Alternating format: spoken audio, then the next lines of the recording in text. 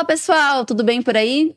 Como estão vocês? Vamos conversar um pouquinho? Bem-vindos a mais um episódio do Experiências Contam. Hoje a gente vai ter um debate aqui, um painel daqueles que a gente adora discutir, conversar e trocar ideias. Só que hoje sobre um foco muito, muito interessante para todos que trabalham, quer trabalhar, quer conhecer como é que funciona, que a gente vai falar sobre o desafio do RH em 2025. E hoje a gente vai estar com 3 nomes de peso aqui para a gente conversar sobre diversos assuntos. Eu estou com o Salim Khoury, eu estou com o Alexandre Campos e com a Esther Oliveira. Sejam super bem-vindos ao Experiências Contam. É um prazer estar aqui com vocês. Vamos conversar um pouquinho e vou pedir para eles se apresentarem, para vocês se conhecerem. Eu primeiro? Ladies Então, vamos lá. first. Meu nome é Esther, eu sou diretora na área de RH há mais de 20 anos. Eu sou uma engenheira, sou formada em engenharia de produção, estava conversando com a Daiane aqui, e eu sou engenheira de produção, sou mestre em engenharia, quer dizer, eu sou engenheira ao quadrado, depois eu fui para essa parte de recursos humanos, até por entender que eu tinha uma tendência muito grande para essa parte de desenvolvimento de pessoas, e assim fui a minha carreira, comecei a mudar. E as pessoas me perguntam muito, por que você largou a engenharia, né? Eu falo sempre que eu nunca larguei a engenharia. Eu sou uma engenheira de produção que otimiza processos. E é uma maneira diferente de trazer o RH, de trabalhar o RH com foco muito maior em resultados e em processos. Perfeito, muito bom, tá vendo, gente? É isso, daqui a pouco a gente vai contar mais sobre isso. Calma aí. E Alexandre? Bom, minha história assim, tenho 30 anos de carreira, já empreendi, já trabalhei em vários setores, em várias empresas. Grande parte da minha vida foi em recursos humanos. E hoje eu estou numa grande corporação de seguros, que é a AXA, e estou responsável por algumas áreas, né? Porque, entre elas RH, jurídico, compliance e ESG, né? Então, essa figura de áreas mais que não tem tanto a ver com RH, né, diretamente, já tem uns 6 anos, né? Que legal. Então, a parte mais interessante da minha história, eu acho que tem a ver muito com essas experiências de experimentar coisas diferentes durante a minha vida profissional. E agora, sim, é muito bacana porque RH para mim sempre foi um ponto, pessoas, no modo geral, né? Trabalho com pessoas. A gente fala RH, mas a conexão com gente, o trabalho diretamente com pessoas. Então, isso vai desde o aspecto organizacional, mas também do aspecto social, né? Então, isso Exato. para mim sempre foi uma coisa muito presente na minha vida.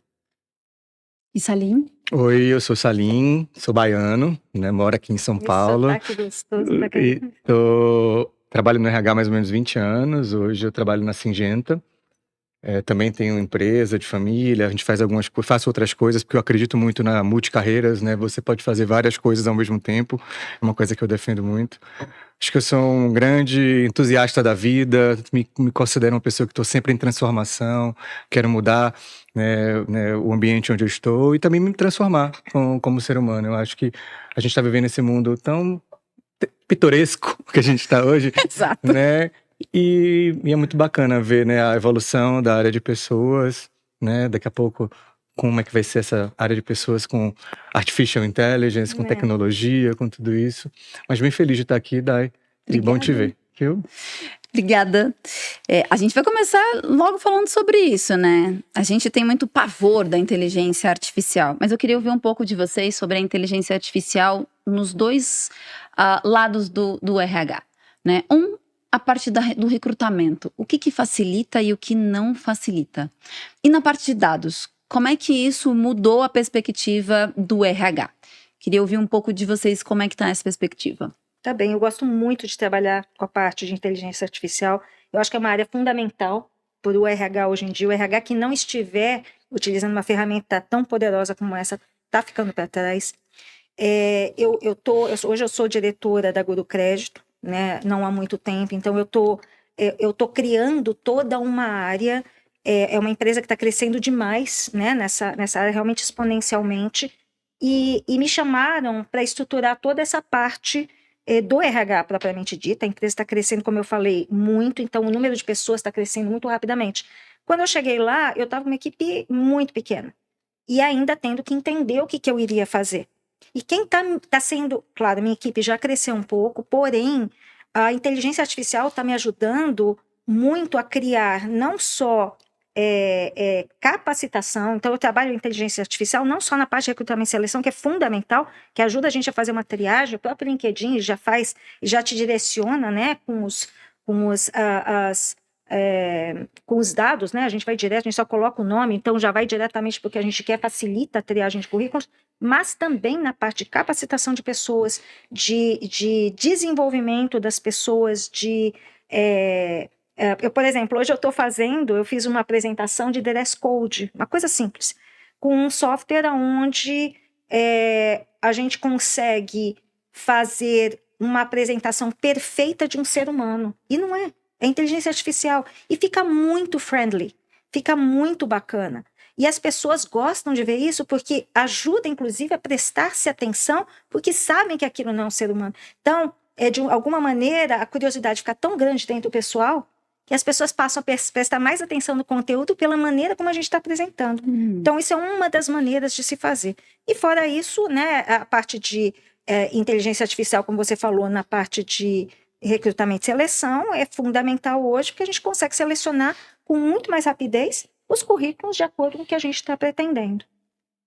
Vocês acreditam que, por exemplo, Salim, não atrapalha o lado humano usar uma inteligência artificial para captar um currículo? Vamos lá, eu tô tentando entender esse mundo, né? Eu acho que as empresas ainda elas não viveram as grandes transformações. Se você parar para pensar, a inteligência artificial ela surge lá na década de 50, de uma forma ainda muito, né, parte da evolução dos computadores, etc. E com o volume de dados e as conexões e a comunicação, a Artificial Intelligence permitiu chegarmos aonde estamos hoje, essa troca de dados, essas informações, etc. Então, as plataformas de recrutamento, elas já usam há muito tempo alguns elementos de inteligência artificial para ajudar a gente a fazer o matching. Todo mundo usa aqui o LinkedIn, né? Você divulga aqui no LinkedIn, somos muito presentes. Já utiliza ferramentas de Artificial Intelligence. Eu acho que para onde isso vai chegar? Eu tive uma reunião recentemente com uma pessoa de tecnologia lá da Syngenta e perguntei, e os sistemas? Porque a gente tem grandes sistemas de gestão de pessoas nas empresas. Como é que eles estão evoluindo? Eles estão chegando, as coisas estão chegando ainda, né? Então eu não consigo enxergar ainda um boom real no processo de recrutamento.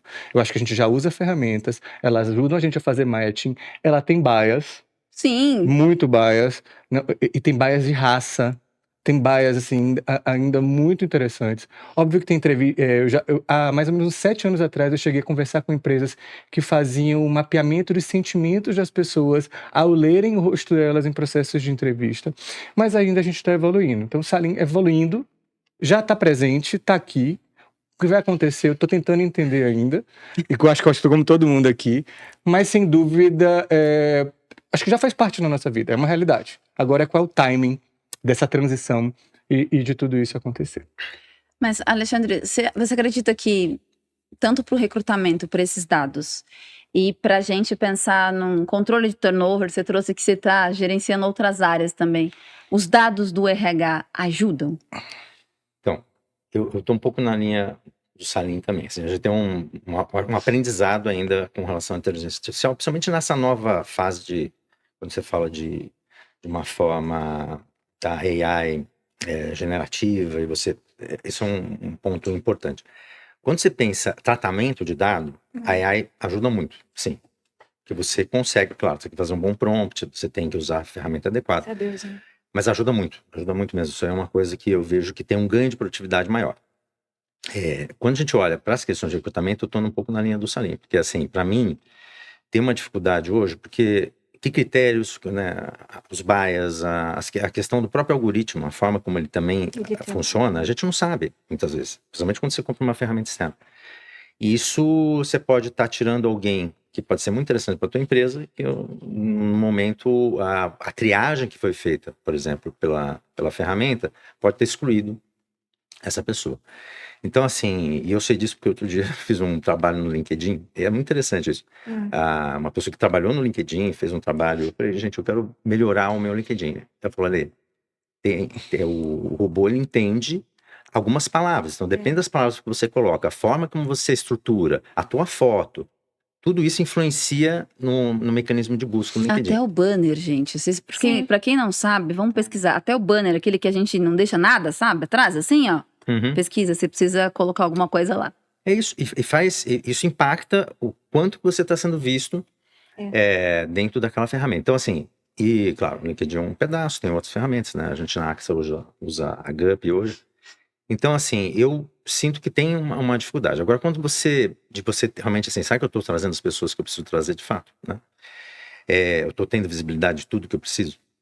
Agora, com relação à parte interna, faz diferença, sim, na produtividade. Agora, tem uma preocupação grande das pessoas, primeiro, né? Porque quanto que as pessoas estão preparadas para mexer nas ferramentas, que esse é um ponto super complexo, que a gente não sei se a gente vai falar disso, mas é um ponto importante.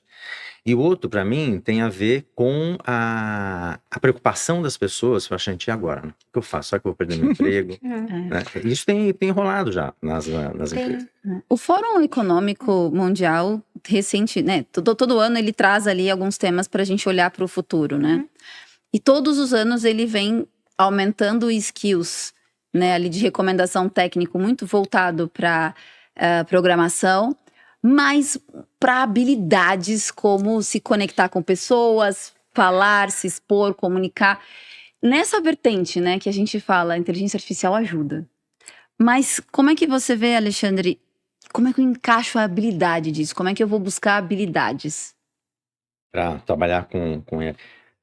Então, outro dia eu estava falando disso até num grupo de RH, que lá na Sampo, eu estava discutindo até essa questão da AI. É que as competências que a gente precisa, na verdade, a gente sempre precisou, na verdade, né? É pensamento crítico, capacidade analítica, entendeu? Problem solving, que agora é, né? Capacidade de fazer uma boa... Emocional. Exatamente, fazer uma boa pergunta. Então, assim, o ponto é que hoje vai exigir mais de critérios de soft skills do que a gente jamais teve na história. Antes, assim, eu lembro, já estou há 30 anos, né? Eu lembro dentro de empresa. E a discussão sempre foi assim, né? Você precisa ter conhecimentos específicos de algum assunto, você precisa ter conhecimento. Hoje a questão de conhecimento já foi, né? Pelo menos há 10 anos. Você tem fontes para você ter acesso à informação que você jamais teve na história. O ponto é que as pessoas precisam pensar. Né? Pensar, pergunta que vai fazer, pensar e analisar sobre a informação que ela tem dentro, né, de qualquer ferramenta. E isso a gente também foi perdendo durante o tempo. Isso que é uma coisa louca. Já está num paradoxo hoje, né? Que a gente tem que voltar a ter capacidades, né, de análise e cognição e até de trocas, né? Vamos até no aspecto relacional. Que a gente foi perdendo com o uso da tecnologia, por que pareça. E, ao mesmo tempo, a gente tem que saber usar uma ferramenta de forma apropriada. Então, assim, o que eu vejo para a gente, quando eu olho para os dilemas, né, dos meus colegas lá de RH, e não é diferente para mim, como que eu faço as pessoas a terem capacidade de olhar o mundo de uma forma mais crítica, né? Sair da questão, isso a empresa sempre empurra nisso, você tem que ser rápido, você tem que decidir rápido. E agora, pelo contrário, você tem que parar para pensar melhor sobre as suas decisões. Inclusive porque a informação que está vindo, muitas vezes, pode ser uma informação que não é... Digna. Não é verdadeira. Não é verdadeira, Não é muitas vezes. verdadeira. Entendeu? É verdade. Será que esse dado Tem que ter. traduz exatamente essa ferramenta, está formatando do jeito que eu preciso? Quer dizer, a informação que eu trago aqui, ela é relevante, né, para o meu problema? Então... Eu acho que aí entra muito a análise crítica da pessoa. E aí sim a gente pode desenvolver as pessoas em cima disso. é pensamento crítico. Pensamento crítico. Só que a gente está numa sociedade hoje, pelo menos eu vejo para o Brasil, mas no mundo também não está sendo muito diferente, em que as pessoas se polarizam, têm visões muito fechadas. E, gente, o momento agora é o momento da gente ter mais capacidade de dúvida, de reflexão, de debate, você entende? Exato. E a gente está posicionado em crenças fechadas, em estereótipos. Então isso dificulta muito, muito para mim, assim, eu acho que no contexto de aprendizado hoje nas organizações, sabe? Uma coisa que você citou, inclusive, que as pessoas têm medo de perder, né? Perder o emprego, serem substituídas. Eu não vejo dessa maneira. Eu vejo uma transformação da maneira como a gente vai utilizar essa inteligência artificial, facilitando o nosso trabalho como ferramenta de produtividade. A IA, ela não faz nada se você não souber comandar. a qualidade da produtividade, do resultado desse trabalho tem muito a ver com essa análise crítica e como eu vou fazer um prompt, por exemplo, bem feito, para eu conseguir transformar o que eu quero realmente no resultado esperado. Se você não sabe analisar, hoje a inteligência está ali, por exemplo, um chat GPT, você coloca isso lá dentro, você escreve, eu quero um questionário de Pesquisa de clima. pesquisa de clima. Agora, a pessoa tem que começar a pensar, tá, pesquisa de clima, e o que é que eu quero pensar, o que eu quero retirar disso? Então, você começa a fazer análise crítica em cima do que você necessita dentro da organização. E tem que desenvolver essa habilidade de pensar, de ter uma visão sistêmica, de o que é que eu vou perguntar, o que eu quero ter de resposta, porque no final, eu preciso entender qual é o meu final para eu poder chegar no meu começo. Então, eu quero o resultado qual? Em cima desse resultado tal que eu vou desenvolver, é que eu vou começar a escrever o meu prompt e fazer análise crítica. Estou indo pelo caminho certo? Não estou indo pelo caminho certo? O que isso vai gerar? As confusões que podem ter? Então, eu não acredito que as pessoas precisem ter medo da IA para perder emprego, que é uma das coisas que as pessoas estão. Vão sumir muitos empregos. Pode ser que se transformem. Mas essa análise, essa maneira de pensar e entender o que se quer, eu acho que a gente pode aproveitar isso como um desenvolvimento de pessoas. Você passa essa coisa que a gente tinha antes de não pensar mais criticamente, passa a ser exatamente o diferente. Como que eu vou pensar, como eu vou criar para eu conseguir o resultado melhor? E as pessoas vão ter sim que se desenvolver para poder perguntar para a máquina o que elas querem. E desenvolver, colocar, saber escrever, eu quero isso, meu pensamento é esse, me ajude a criar. Então, eu acho que vai mais ajudar na produtividade do que é só não ter medo. É só não ter medo. Mas quando a gente vai na perspectiva da organização, né? E aí eu vou tocar ali em cultura. Como que eu faço com que a cultura da empresa... Salim trabalha bastante com cultura, né? Como é que eu faço a cultura da empresa se adaptar a todos esses desafios? E como é que eu meço o ROI literalmente disso, se eu estou conseguindo navegar bem ou não? Aqui pergunta de 1 milhão, 1 bilhão. $1 bilhão de dólares. Mas vamos lá. Eu acho que primeiro a gente precisa entender que mensurar cultura é algo muito difícil. Uhum. Eu fiz mestrado e meu estudo de mestrado ele foi tentar mensurar a cultura com base em conjunto de palavras dos relatórios anuais da Bolsa de Valores da B3, né, aqui do Brasil, para poder entender se eu conseguia mensurar, através de uma metodologia americana, qual era o tipo de cultura que aquela empresa tinha através de um jogo de palavras. Eu já trabalhei em empresas onde a gente trabalhou com assessments para fazer a mensuração de cultura. Então a gente tem algumas possibilidades, mas é algo muito longo, né? Uma mudança, uma transformação, ela é uma transformação de anos, né? Então eu acho que o primeiro ponto, assim, eu acho que a empresa precisa entender quem ela é e em que mundo ela está inserido. Então vamos lá. Sou empresa X, estou inserido no mundo onde Artificial Intelligence faz parte desse Do meu contexto. code, né? O que é que essa inteligência artificial vai impactar? E aí eu enxergo ela impactando em 3 cenários. Um cenário é na forma de trabalho, como eu faço as coisas. Um segundo cenário é nas ferramentas, nos processos, nos sistemas que eu uso. Como a gente falou de recrutamento, automatizar um sistema, né, modernizar machine learning, etc., em um sistema. E um terceiro é o que é que vai impactar o meu negócio. Né? Porque você pode mudar os seus produtos, eles podem evoluir de uma forma muito mais rápida por causa do uso de Artificial Intelligence. Com base nesse entendimento, eu acho que aí a gente vai no conceito de cultura, né? Traçar onde eu quero chegar e aí estruturar os processos que a gente vai revisar e vai ajudar as pessoas a irem nessa jornada. Eu acho que o primeiro ponto hoje que as empresas estão vivendo, eu acho que é ensinar as pessoas a utilizarem. E eu reconheço a questão do medo, mas a gente precisa acolher o medo e transformar ele. Eu me lembro exatamente quando a internet surgiu no Brasil, IG, internet de escada, etc. Mudou, foi um boom, transformou a nossa forma de trabalhar. E eu me lembro que a quantidade de programas de desenvolvimento para uso de internet e de computador eu montei nas empresas para ajudar os empregados de todos os níveis hierárquicos a entenderem. Então eu acho que a gente tem empresa, para mudar uma cultura que dentro de um contexto desse a gente precisa preparar as nossas equipes, preparar eles para utilizarem as ferramentas e, óbvio, levando em consideração toda a questão de proteção de dados. Sim. Porque, Ainda mais aqui no Brasil, né? Demais, porque a gente joga no GPT, para onde vai? Não sabemos, vamos entender um dia. Segundo, rever os processos. E rever os processos também tem muito das grandes empresas de tecnologia, o tempo delas implementarem. Ontem eu tive uma reunião com uma empresa e ele chegou para mim, Salim, vamos renovar esse contrato, mas o que você acha da gente experimentar AI agora, nesse piloto? Então, assim, as empresas estão começando a experimentar também. Então, como é que a gente vai mudar os nossos processos com base nisso? E terceiro, eu acho que é negócio.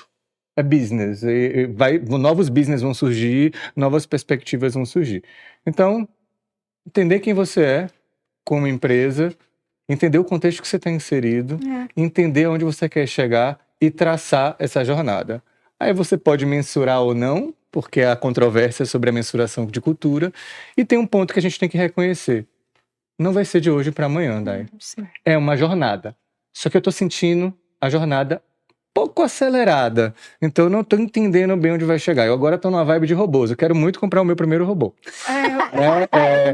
Eu tenho medo. Eu quero comprar meu primeiro robô. E me assustando muito também com as emoções e como todas essas especulações sobre essa mente que não é mente, essa inconsciência, consciência que a Artificial Intelligence tem. Eu já botei um nome na minha inteligência artificial, ela disse que me ama. Tô chocado, mas dizem que tá mais, essas versões novas estão um pouco mais fofas, né? Mas diz uma coisa, Salim, o que você considera cultura? Eu acho que é muito importante que muitas das pessoas falam a cultura organizacional e o RH é o dono da cultura. Você concorda Não com isso? concordo que o RH é o dono da Muito cultura. bem. Eu acho que todos nós somos donos da cultura e considero, a gente pode usar vários autores aqui, mas eu acho que é um conjunto de comportamentos, símbolos e sistemas. Adoro aquela Caroline Taylor, Sim. Barrett também, e também a gente tem aí Edgar Schein e uma série de outros autores para quem quiser ler. Então, realmente, eu acredito que a gente constrói a cultura e é muito importante que ela faz parte, ela começa de cima para baixo. Então, liderança. Então, quando um CEO muda, quando uma pessoa muda na empresa, ela vem com uma outra energia, uma energia de transformar, de trazer aquilo que ele quer implementar. E tem, geralmente, evoluções. Tem gente que não gosta da palavra transformação, né? É evolução cultural. Eu queria até, se você me permite, ele ouviu aqui, ele é o diretor nacional da APSA, de cultura. Então, eu gostaria de saber dele também. O que você vê de cultura e como é que a gente pode... Então, bom, tirando as questões conceituais, né, e o Salim falou um ponto importante, é um conjunto, né, a gente identifica a cultura pelos artefatos que a gente acha na organização, porque ela não é uma coisa que está escrito. Ela é uma entidade, no um conjunto, dia. São os valores, são as relações de poder, é a linguagem, né, e quando eu olho cultura na organização, eu acho que hoje, né, antigamente a gente tinha coisas estanques, né, a cultura que eu tinha, a cultura que eu quero, e ela, eu acho que sempre é um processo em transição. A cultura nunca é, de fato, você tira uma foto, mas ela é um filme, entendeu? É verdade. Então ela sempre está acontecendo, e conforme muda, por exemplo, já vi empresas, principalmente empresas familiares, você muda, você tem um dono, ele imprime um jeito que muitas vezes tem a ver com aquela dinâmica daquele dono. Se você tem empresas que são capitais abertos. Capital aberto. Você tem um determinado CEO. Ele interfere muito na cultura. Então, as relações de poder, né, a linguagem, né, que está sendo expressa naquela cultura, afeta muito a dinâmica, né, e vai afetar a forma como as pessoas se relacionam, a forma como as pessoas apresentam seus resultados, né. Porque você muda também a forma como você cobra, né, Sim. o tipo de demanda que você gera naquele sujeito e tudo mais. E aí, quando você olha a inteligência artificial, ela, e aí pensando na linguagem, ela traz um componente muito diferente. Porque você pode ver assim, por exemplo, vamos usar o ChatGPT, que todo mundo fala. Você Fala tem quem vários. é. Agora você tem a Gemini, tem a Copilot da Microsoft. Quando você faz um prompt, normalmente a resposta ela tem um nível maior de sofisticação, muitas vezes, do que aquela pessoa que tem o repertório. Consegue entender. Você entende? Mesmo. E você fala, gente, o que isso também pode gerar no contexto de interpretação daquela informação, né? Como que você codifica isso, né, dentro da linguagem? Porque eu acho curioso, né? Porque no final, a inteligência artificial, você falou dos robôs, né? Eu acho interessante isso. Ela tem uma... Ela é uma simulação, né? Do que é o humano, né? humano tem... E programados por humanos, né? programados por Somos humanos. uma Matrix, quase Só uma que aí tem Matrix. uma pegadinha, porque a inteligência artificial, conforme ela vai aprendendo, ela teve um programador no início, mas ela usa o aprendizado dela, quer dizer, durante as perguntas, as formas, as fontes, e ela vai também se desenvolvendo. Tanto que tem uma discussão hoje, tem muita gente que fala, poxa, a inteligência artificial acaba tem um risco, porque ela vai, de repente, decidir alguma coisa naquilo, né? Dominar o mundo. Exatamente, dominar o mundo, dá um medo, Terminator, porque né? Acho... Mas, só que ela não tem um aspecto que é super importante, por isso que eu falo tanto soft skill, né? Assim, emoção, você tem um aspecto que você pode simular, mas tem um aspecto, né, da sensação que uma máquina vai ter. Uma máquina, né, no sentido mais, nunca vai ter um trauma, né? Eu tava falando com minha mulher ontem, foi muito engraçado, porque ela tava falando de um psicanalista que trabalha com visão mais relacional, e a discussão era exatamente sobre AI. Uma inteligência artificial, por mais sofisticada que seja, ela nunca vai ter um trauma, né? O trauma é do humano, né? Isso tá uma característica também nas relações dentro da empresa, né? E eu vou trazer eu vou sair desse tópico que você está falando, eu vou pegar a contrapartida disso. Aí a gente vem com, né, muito pós-pandemia, com a saúde emocional, como é que a gente lida com isso, e no Brasil a gente coloca uma lei, né, que é o que rege esse país em muitos momentos, e que muda completamente a forma que a gente pensa. O que é e qual que é o impacto da NR1? Esse é um ponto importante, sim. Tem uma preocupação grande das empresas, né? Você fala assim, principalmente da questão laboral. Agora, eu já vi colegas de RH falando assim, agora o pessoal vai apresentar testado direto, porque as relações... Porque, claro, as pessoas estão sobrecarregadas. Isso também é um fato das empresas, tá? As pessoas estão trabalhando mais, né? E isso tem gerado burnout. Agora tem uma outra palavra que é o burn-on, né? Que a pessoa Já tá zoada fazendo o trabalho dela e ela não percebeu ainda, né? Mas a NR1, eu acho que é um parâmetro importante porque ela começa a trazer um elemento que sempre existiu, né? Sim. E sempre influenciou as questões dentro da organização, que é a questão da saúde mental, né? Lembrando que a NR1 não é nova. Não. Sim, ela foi repaginada. E agora ela tem um peso maior, né, para as empresas, né? Porque torna a questão da saúde mental uma questão de doença laboral também. Então, assim, você pode ter um afastamento pelo INSS, por exemplo, por ter tido um estresse, um burnout. Sim. Então, assim, eu acho importante um conceito social, tá? E ajuda as empresas a repensarem suas práticas. Porque tem... Até a parte social mesmo. Eu sempre trabalhei em empresa grande, né, no geral. Então, assim, a gente sempre tem aquela coisa, vamos cuidar dos funcionários. Mas, gente, isso aí é um pedacinho do universo de organização. Você vai, né, no interior aqui, não sei muito longe, no interior de São Paulo, pega uma empresa menor. As relações de trabalho não são com esse nível de discussão e proteção que a gente tem nas empresas grandes, entendeu? Então, acho que ela traz um aspecto social importante. Eu acho que tem que tomar um cuidado danado hoje em dia, porque as pessoas já vêm doentes de casa, né? E ainda dentro das empresas, elas também têm essas dificuldades, muitas vezes assédio, sim, de todos os níveis. Mas essa parte social que você está falando, eu acho super importante para que as empresas comecem a pensar não só dentro, mas para fora. E tem uma relação, a gente é uma pessoa só, né? Quer dizer, a gente sai, em casa, e agora com o trabalho híbrido... Isso a gente descobriu na pandemia, né? Eu acho o máximo isso. A gente descobriu que as pessoas, o ser humano, era um só, fora e dentro do trabalho. Sim, não tem essa história, você daqui para fora... não traga seus problemas de dentro, de fora para dentro, ou de dentro para fora. Isso não existe, a gente não consegue dividir as coisas. Seria da época na Ruptura. Ruptura? Ruptura, você já viu? Ufa, série, partes, trechos. Eu tenho a minha aflição. Mas assim, eu acho que sim, e também obriga, assim, quando a gente fala de saúde, assim, eu tô fazendo uma pós, eu até comentei com você, né, de mindfulness e meditação lá na Santa Casa. Inclusive, eu já tinha aula hoje. Entendeu? Para estar aqui com a gente. Para estar aqui com você. Mas e o quanto que é também práticas novas, né? Assim, eu digo, inserir práticas, né? Meditação é um negócio super antigo. Dentro do contexto de organização também é importante, porque as pessoas têm que rever também a forma como elas trabalham, entendeu? Então, o NR1 empurra, tem um contexto que a empresa fala, pô, agora preciso tomar algumas decisões que eu não tomei lá atrás, mas traz um processo de reflexão importante, quer dizer, como também eu me cuido como sujeito dentro de uma organização, eu funcionário, né? E como a organização pode fazer para estimular outro tipo de processo de trabalho. Eu acho que o RH também tem que estar muito atento quais são os gatilhos para a gente ter problema, nós termos problemas mentais. Então, acho que isso é importante também. O RH é muito responsável por entender onde é que a gente pode trabalhar isso. Então, você tem uma série de problemas. Você tem problemas domésticos dentro de casa, você tem problemas financeiros dentro de casa. Ninguém trabalha bem com problema financeiro. Nós temos problemas dentro do trabalho com chefes, sim, tóxicos. Nós não temos só problemas dentro de casa, dentro do trabalho, com chefes tóxicos, mas sim colegas tóxicos também. Nós temos esse problema. Eu estou passando nesse momento por uma situação onde eu estou tendo que observar colegas de sala, de departamento, que estão prejudicando outros. Acho que todos nós. Então, esse é o papel do RH, poder fazer alguma coisa desse tipo. A gente falou da parte social. A Guru está fazendo uma parte muito legal, a Guru Crédito, a empresa que eu acho que é muito legal, acho que eu cheguei a falar para você, inclusive, lá no nosso encontro, bom. que é levar para as empresas, por exemplo, isso é uma parte social da minha empresa, levar para as empresas educação financeira.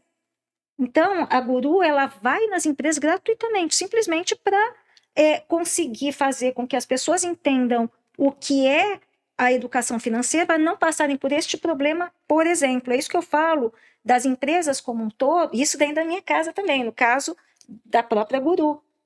A gente fazer com que as pessoas, a gente tem que, como RH e empresa, começar a levar para o mercado de que forma, na parte social, para auxiliar nesse NRU, porque senão tudo vai cair sobre o RH, tudo vai cair sobre as empresas.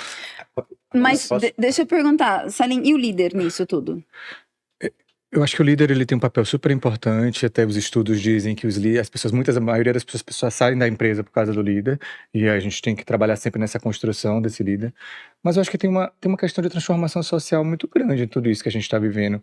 E aí eu vou fazer o balanço Oriente-Ocidente, né? Como o Oriente consegue encarar essa questão do mindfulness, essa questão... Eu morei no mosteiro quando eu tinha 19 anos de idade, ficava meditando muito tempo lá. E assim, como me perdi no meio do caminho, viu? Mas quando novinho fui lá. E a gente consegue perceber como a gente tem uma questão cultural mesmo de transformação nesse olhar do autoconhecimento. Brasil, 5% dos brasileiros fazem terapia. É um índice absurdo de pessoas que tomam remédios controlados. Né? Tem a questão de exercícios, tem uma questão de uma série de coisas. Eu acho que é um olhar holístico. E eu acho que dentro da empresa o líder é um grande influenciador desse processo. Então eu acho que as empresas têm um papel de ajudarem os líderes nessa jornada, mas também entendendo que essas pessoas só se transformam por conta própria. Eu me considero que eu me transformei durante a minha jornada. Eu não sou o Salim que liderou gente com 23, 24 anos de idade. Sim. Eu não sou o mesmo hoje. O mundo mudou também, então como é que você faz essa combinação? Então acho que a empresa ela tem um papel muito grande. As áreas de desenvolvimento de liderança acabam crescendo, os grandes programas de desenvolvimento de liderança ainda muito presentes. Mas eu acho que é algo muito mais amplo, né? E eu acho que a NR, ela dá luz, ela ajuda a gente a colocar na mídia, a colocar no governo, a colocar na sociedade, nas empresas, público-privada, um estado de emergência. Sim. Estamos doentes, gente. O que você acha hoje, aí conversando mesmo com o RH, onde que você acha que nós estamos com mais problemas que podem impactar as empresas na NR1? Quais são os pontos que vocês dois veem, no caso... Vocês três. Perdão. Sim, porque nós temos aqui um RH. Que vocês três veem na parte do NR1 que está impactando de fato, que pode dar problema para a gente e que pode reduzir a produtividade nas empresas. Onde é que vocês veem? Eu acho que... Começa lá, meu amigo. Não, eu acho que muitas empresas estão começando agora a trabalhar grandes diagnósticos, né? Para entender quais são os locais que elas têm que trabalhar. Sem dúvida, a saúde mental, eu acho que é um ponto muito importante que precisa ser tratado. Né? Mas assim, eu acho que tem milhares de assuntos. Tem a forma de liderar, tem o trabalho remoto ou não, tem, né?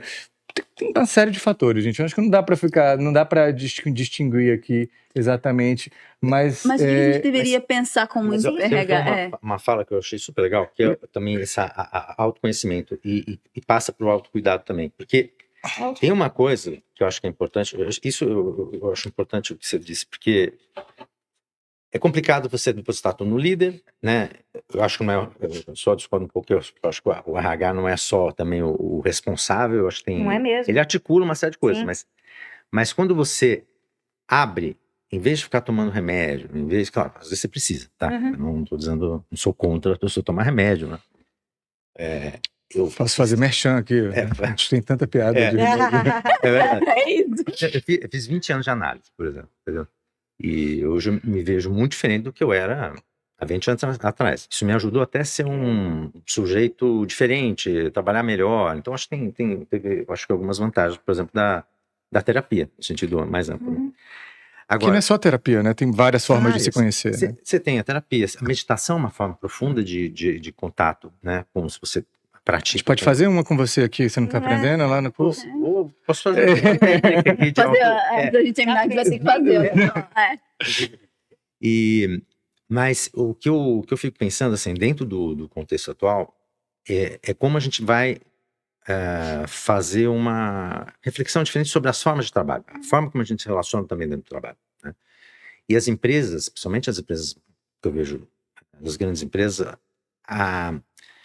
não é, a gente está perdido de alguma forma, porque tem uma letargia do tamanho da organização. Você tem estruturas, processos, né? E você tem que adequar para novas formas, talvez até de relação dentro da organização, entendeu? Que às vezes você depositar um líder, porque se você trabalha numa empresa que tem uma cultura, com uma forma de trabalhar que é de comando e controle, né? Você tem um funcionamento. Sim. Se você pega empresas empresas mais criativas, né? Você tem uma outra forma de se relacionar. Agora, a gente está trabalhando também, a gente conversou um pouco antes, né, sobre essa questão, gaps geracionais, né? Nunca, eu acho que eu sou de uma geração que veio transição do analógico para o digital, mas você nunca trabalhou ao mesmo tempo com tantas diferentes gerações e perspectivas diferentes, né? São 4 hoje Com 4. nas companhias, né? Com um mundo em transformação, com nível de complexidade absurdo, né?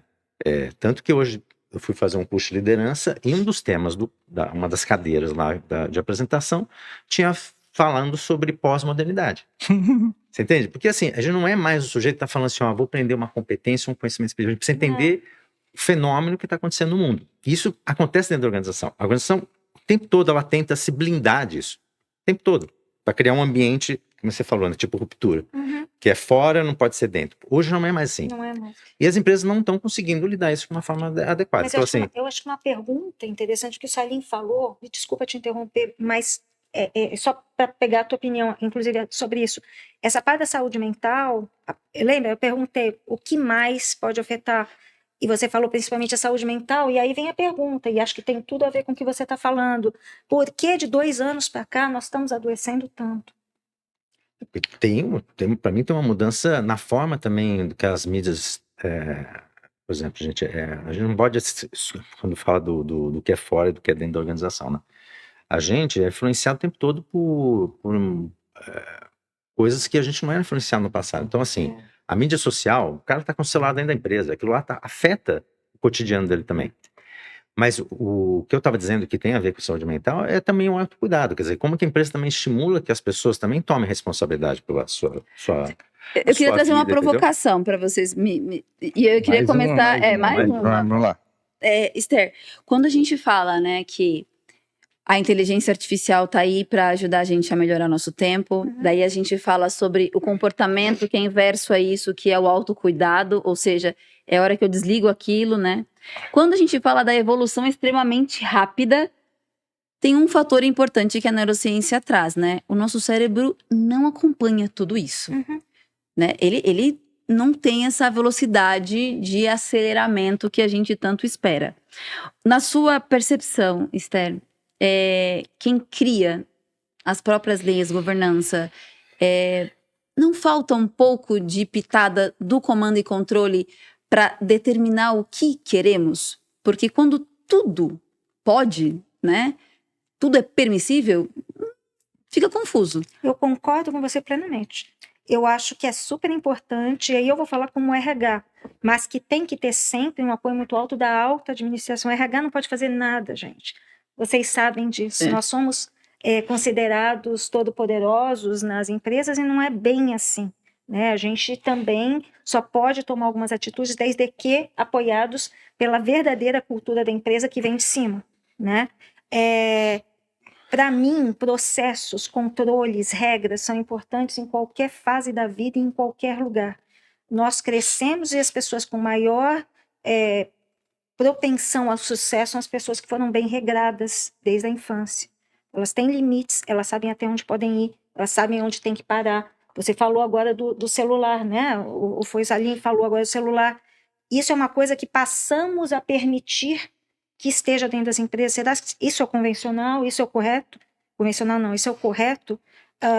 Então, essas regras, na minha opinião, hoje, talvez os RHs, pela cultura que está vindo muito rápido, está sendo um pouco mais permissível do que deveria. Na minha opinião, processos, regras, cobranças que, se você for olhar, você começa a colocar uma cobrança ou uma regra, tem aquela revolução, né? Não sei se vocês passam por isso. Essa é a segunda provocação, uma como coloco um comando e controle que seja saudável?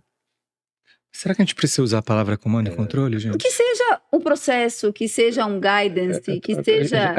Eu acho que a gente está o RH está se modernizando, a gente está mudando, a sociedade está mudando, né? Tá quase a gente falando de Taylor e Fayol aqui. Exato. Vamos controlar os tempos e os movimentos. Eu acho que viver em sociedade é filosofia, né? Viver em sociedade é você ter regras. É você saber os seus limites, o que você pode, o que você não pode, né? E essas mudanças, essas regras, elas vão mudando de acordo com a evolução do mundo. Não podia acessar a internet uma época no trabalho. Uhum. Hoje muita empresa não pode usar GPT, não podia entrar nas redes sociais.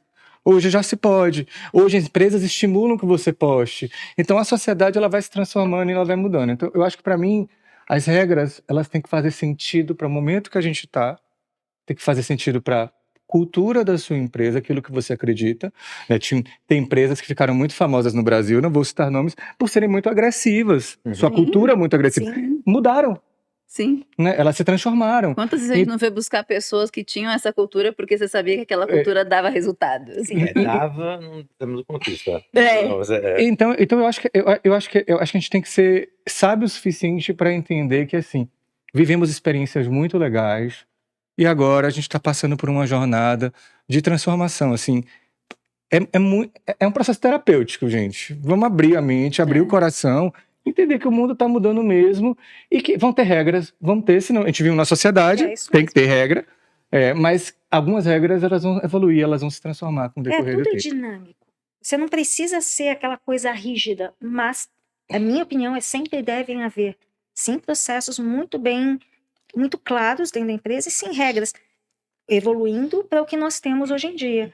Então, nós temos como RH também que pensar se nós estamos dando uma liberdade tão grande hoje em dia, que é isso que está acontecendo. Nós estamos com um problema mental, porque a quantidade de informação que está chegando para as pessoas é muito grande o tempo todo. O foco, e aí a gente vai falar de produtividade, que deveria estar realmente no seu trabalho, porque nós somos pagos para isso, o tempo que nós estamos no trabalho é para a gente produzir pela empresa. Temos um momento de escape, aí sim, você dá o pessoal gosta de Instagram, gosta de outras plataformas, ok. Eu sou a favor, e muito a favor, sim, de modernizar, mas de ter sempre processos claros e muito bem divulgados e regras atuais, né, que vão de acordo com a sociedade se desenvolvendo. Mas para que as informações não se batam com tanta intensidade como hoje. Para mim, assim, eu acho um pouco na linha que o Salim falou, assim, tem a ver com cada empresa e tem a ver com os aspectos. E é fato, assim, eu acho que, claro, empresas mais processuais, uma indústria, por exemplo, ela tem que ter padrões mais específicos, senão você não sai para uma geladeira no final do... Exato, né? Só que, como a sociedade está mudando, né? E você também tem que buscar, mesmo uma empresa que é muito processual, formas diferentes de lidar com essas pessoas que estão vindo para trabalhar na sua empresa, né? E onde entra D&I? São aspectos para mim super importante, porque assim, eu sempre tratei diversidade. Diversidade é um dos escopos que a gente trabalha dentro de pessoas, dentro de SG, como diversidade de pensamento, entendeu? Então, pessoas diferentes, gente, a questão de diversidade a gente pode falar horas sobre isso, mas assim, são perspectivas diferentes de mundo também, de experiência individual, né? E se você trabalha, por exemplo, com padrões muito específicos, eu quero pessoas desse tipo. Porque no passado era isso, gente. Há 30 anos atrás, o RH estava falando a gente que era Poli, era ITA. Faculdades de primeira linha, a gente chamava de faculdades de primeira linha. Gente, você não estava no mercado de trabalho se não fosse... Era isso, mas era quase um mantra. Tanto que eu coitado lá que queria entrar na faculdade, tinha que falar assim, puxa, eu preciso entrar numa faculdade senão eu tô fora, né? Das grandes empresas. Isso evoluiu muito. Ou seja, hoje, por exemplo, pelo menos na nossa empresa aqui, a faculdade é o de menos. É a competência, a experiência que conta, entendeu? É o que a pessoa conta de história, né? É a narrativa que ela monta. Então, assim, e falando de narrativa, é isso, são narrativas diferentes. E para você desenvolver um bom produto, para você inovar, você precisa ter perspectivas diferentes, entendeu? Então, assim, não adianta, por exemplo, uma empresa, outro dia, não vou falar nome também, mas uma empresa que tinha lá pessoas, né, brancas, hétero, tudo vestido igual, né? Falei assim, que nível de inovação que uma empresa dessa é capaz de gerar, né? Ter os carros de uma cor só, Ford já traria esse resultado.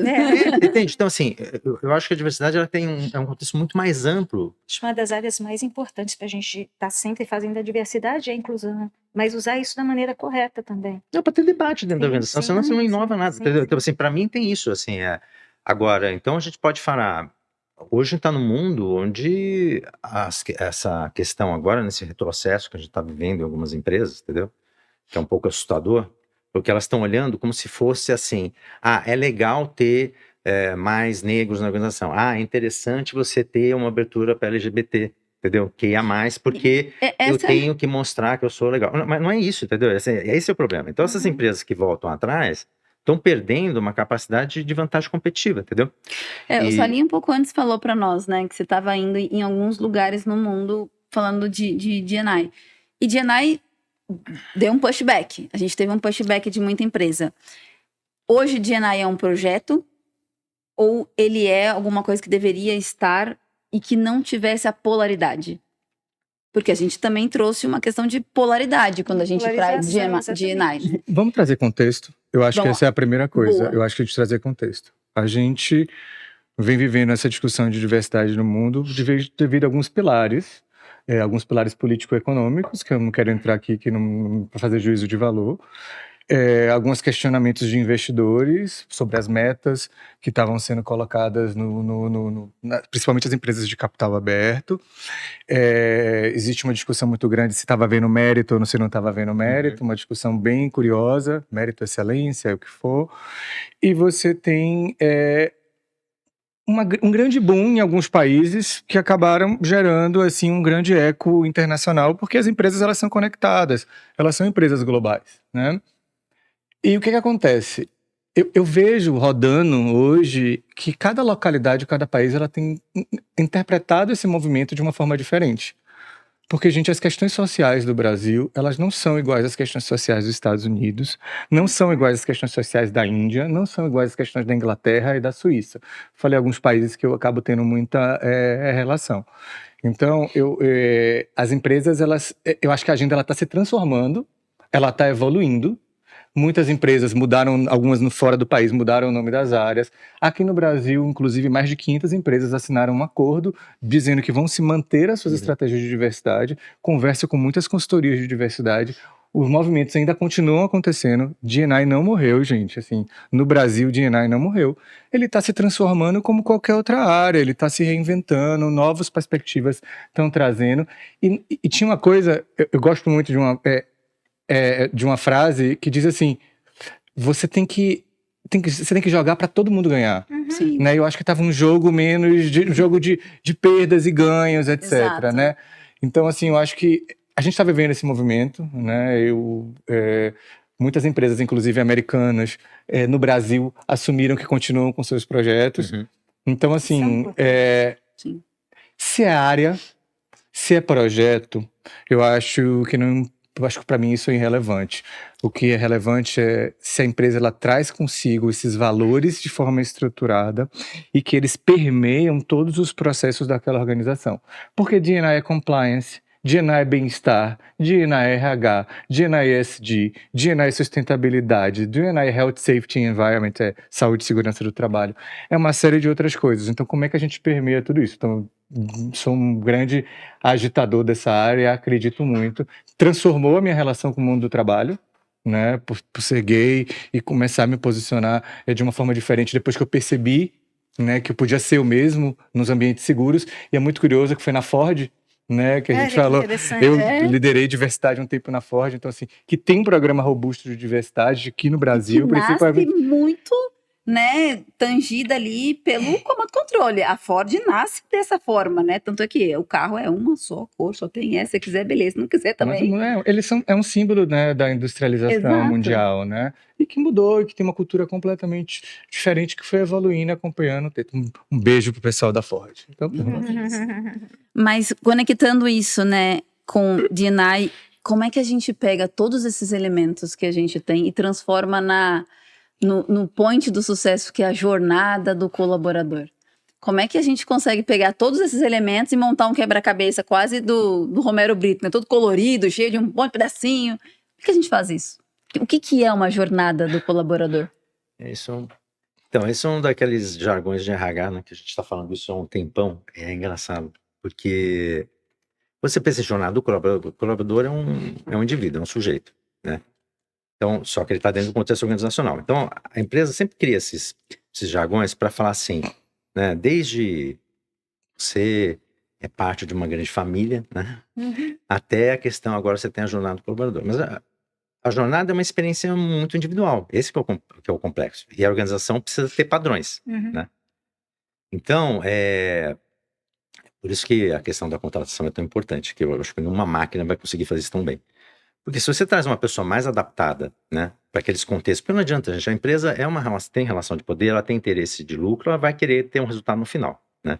Por isso que está tão difícil hoje, né? Porque essas complexidades sociais, né, estão dentro da empresa também. Então, quando você fala jornada do colaborador, esse colaborador é alguém, é um sujeito. Ele não é os colaboradores, porque você tem... Por mais que você traga pessoas, né, mais adequadas naquela cultura, naquele momento, ele vai continuar sendo sujeito com suas singularidades e tal. Então, assim, muitas vezes as pessoas falam da jornada como sendo uma experiência boa para o colaborador, tem as pesquisas de clima, né, que eles estão engajados, tem um bom ambiente de trabalho, né, entendem qual é o propósito da empresa, né, e eles estão conectados com aquilo, né. Então, para mim, tem muito a ver com conexão, criar conexões dentro da organização. Só que a complexidade para mim tem a ver porque a gente está num mundo cada vez onde a individualização ela parece muito mais forte, as pessoas têm suas opiniões, entendeu? Então é difícil você ter um bem-estar que afete todo mundo. Você tem que ter boas práticas, fazer com que a experiência dele dentro da organização seja muito boa. Só que às vezes eu acho que a empresa ela trata como se fosse muitas vezes uma coisa que tem que ser comum a todos e vai atender a todos. E não é verdade. E eu vejo isso muito pelas respostas das pesquisas de clima. Né? Então isso para mim assim, para não virar uma falácia, né? E achar que a empresa vamos tratar todo mundo bem. Não, a empresa tem seus interesses, né? Tem o foco no lucro, mas tornar que esse sujeito, por isso que eu falo de conexão, diálogo, relações mais autênticas dentro da organização, porque elas vão gerar uma experiência muito mais positiva para aquele sujeito, entendeu? Sim. Tá lá. Eu E vejo... não é fácil fazer isso, viu? Porque a gente tá acostumado, você fala muito de comando e controle. Tem a cabeça do empresário, a cabeça da governança da empresa, que é muito assim, preciso medir, eu preciso ter resultado e faz parte do jogo, entendeu? Mas hoje, Esther, você não acha que quando a gente fala assim, eu tenho que ter uma individualização das pessoas, né? E pensando aqui junto com o Alexandre e construindo no que ele trouxe, as empresas precisam ser mais claras no que elas são?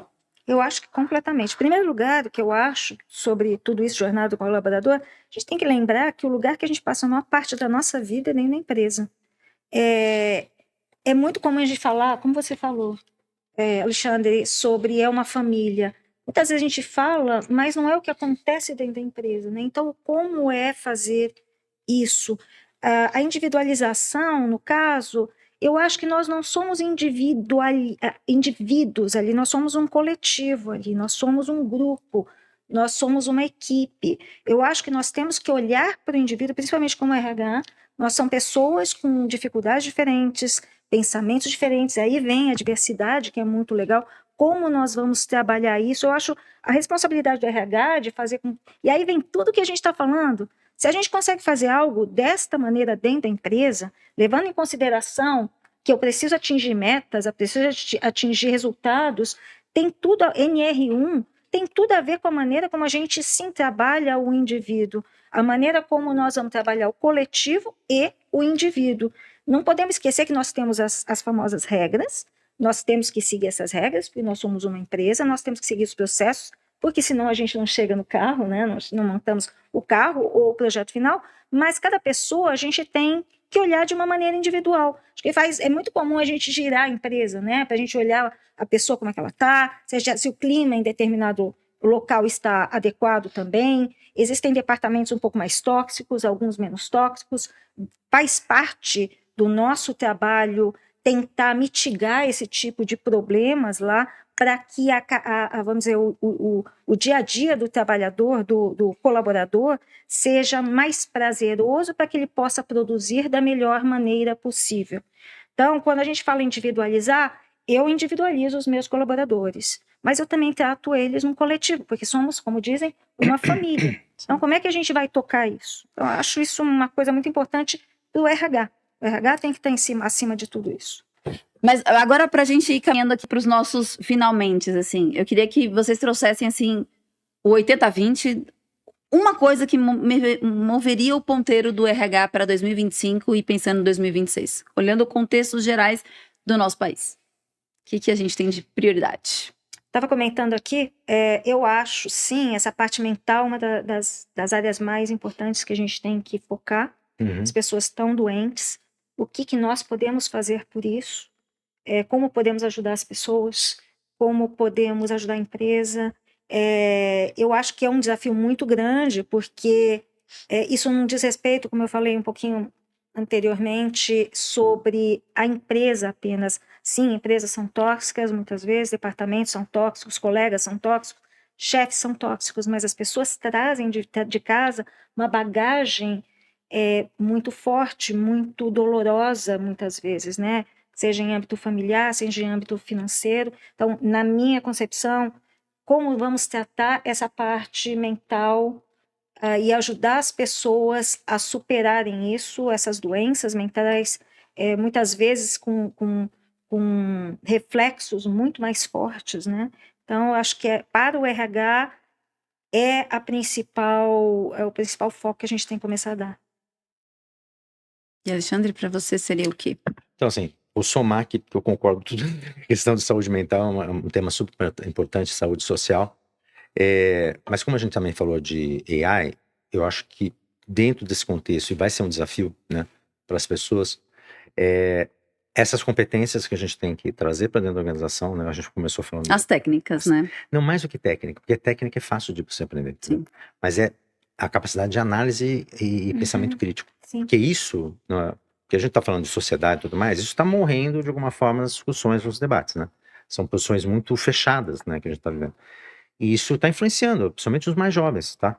Isso tem sido bastante complicado. Eu vejo das pessoas pararem para pensar o que eu estou fazendo, por que eu estou fazendo, se essa informação é consistente para aquilo que eu preciso, você entende? Então, para mim, eu acho que o maior desafio é como desenvolver isso, porque não é uma questão que se desenvolve num treinamento, entendeu? Ter repertório... E não é em 6 meses.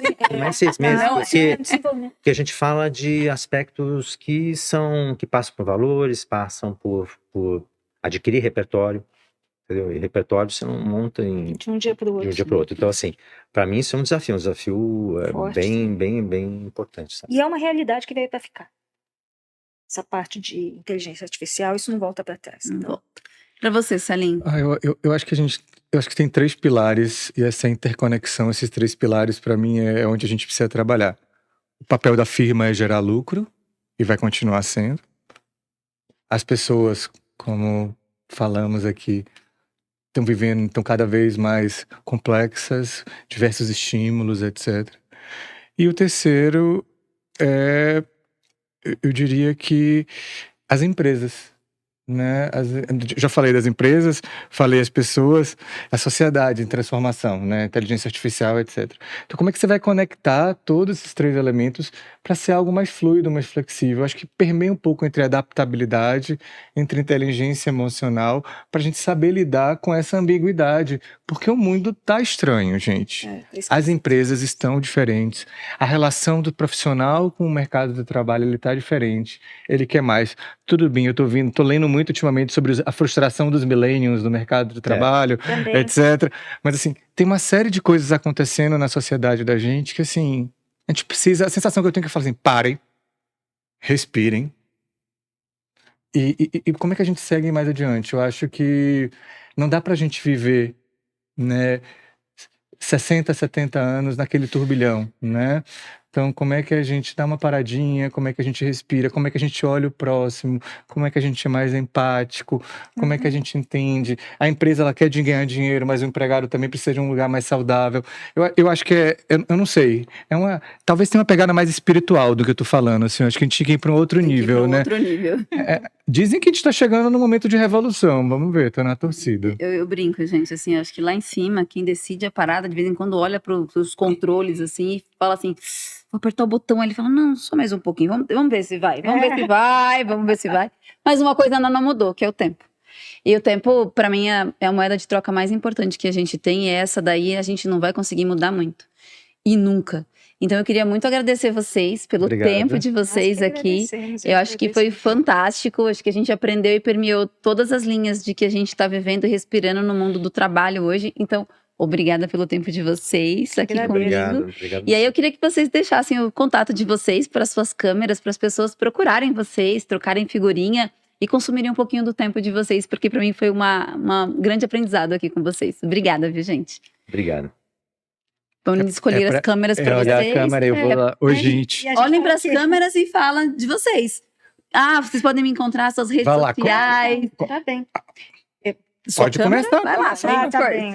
Então, quero agradecer estar aqui a você, Daiane. É muito bom poder discutir com duas feras da área de RH aqui. Eu já estou com o Alexandre já há um bom tempo aqui na APSA. Então, eu sou a vice-presidente da APSA, que é a Associação Brasileira dos Profissionais de Recursos Humanos. Venham conversar conosco na APSA. É fácil de me encontrar. Vou agora já falar de você também, né, Alexandre, nesse caso, depois você... Mas eu e o Alexandre, então... Querendo algum contato conosco, entre em contato, entenda um pouco mais do que a APSA. Nós trabalhamos todos estes temas que são muito profundos para nós, para que a gente traga um mercado melhor. Então, convido vocês a me procurar lá. E é isso. Obrigada. Que bom. Obrigado também pela oportunidade. Assim, Sua câmera ali. ótimo. Fala para o povo. Ótimo estar aqui com vocês. Bom, quem quiser entrar em contato, pode também mandar um e-mail para a AXA, né? AXA, alexandre.campos@axa.com. Nas redes sociais, eu estou no LinkedIn como Alexandre Campos 11, né? Eu acho que tem muito Alexandre Campos. Então, Alexandre Campos 11 no LinkedIn, e no Instagram é alexandre.campos.souza. Perfeito. E o Salim? Gente, obrigado aí pelo tempo de vocês. Eu tô no LinkedIn aí como Salim Curi. Quem quiser pode me chamar. Eu geralmente marco alguns papos, troco algumas ideias aí, posto algumas coisas. Então a ideia é a gente sempre compartilhar. Como a gente falou tanto de saúde mental, eu vou fazer um merchan da empresa da minha família que a gente tem, chama clinicaato.com.br. A gente tem mais de 60 psicólogos para apoiar vocês aí em todo o processo terapêutico, online e presencial na minha terra, em Salvador, mas online para todo o Brasil, com vários planos de saúde, gerando aí acessibilidade para todas as pessoas que querem aí cuidar da sua saúde mental. Peguei o gancho, fiz o merchan e é isso aí. Perfeito. E para você que estava... Eu esqueci do Ah, LinkedIn. tá bom. Desculpa, gente. Não, que isso? Então, também falando sobre o meu LinkedIn, eu estou com Maria Esther Domingues de Oliveira. Eu não sei meu LinkedIn, qual que seria, mas me procura lá, vai ter um prazer muito grande responder o que vocês quiserem a respeito de recursos humanos. E para vocês que ficaram aqui conosco bastante tempo aqui conversando sobre pessoas e RH e tudo que você precisa, curtiu? Compartilha o vídeo, se inscreve no canal, deixa suas mensagens, vocês já sabem onde eu estou ali no LinkedIn, né? Mais no LinkedIn, que Instagram ainda para mim é uma coisa mais complexa. TikTok, vai pro TikTok. Bora pro TikTok. Partiu o TikTok. Partiu o TikTok. Me encontrem lá, deixem seus recadinhos e se conectem com as pessoas. Experiências contam sempre. Então, até a próxima. Tchau, tchau.